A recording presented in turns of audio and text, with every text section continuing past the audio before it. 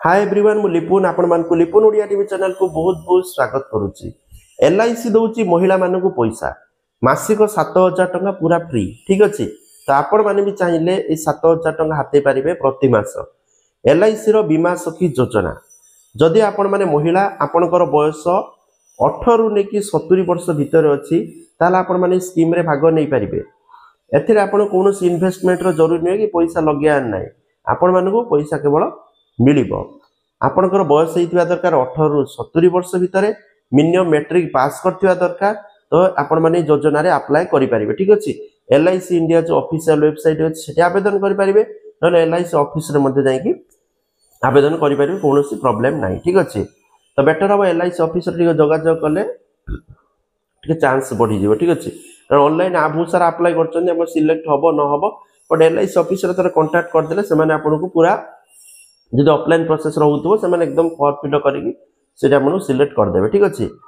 Actually ए जो रोइची ए जो scheme रे कोन एलआईसी बीमा सखी बा एमसीए स्कीम रोची एमसीए योजना एटा 3 वर्ष पई रहिबो। आपन को 3 वर्ष भीतर ट्रेनिंग दिया जिवो। ए ट्रेनिंग पीरियड रे आपन को स्टाइपेंड मिलिबो। फर्स्ट ईयर रे मासिक 7000 नखा स्टाइपेंड मिलिबो। सेकंड ईयर रे मासिक 6000 नखा स्टाइपेंड मिलिबो।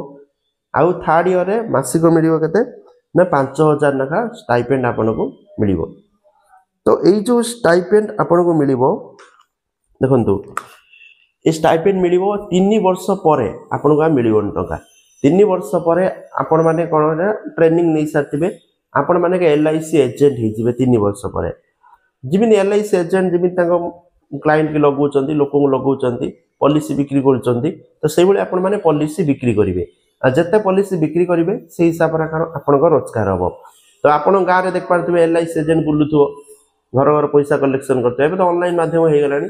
बहुत सारे एलआईसी एजेंट अछंती से बहुत पैसा कमौचंती। तो आपन 3 वर्ष परे गोटे एलआईसी एजेंट हेचिबे जते लगेबे से हिसाब रे आपन इनकम हबो।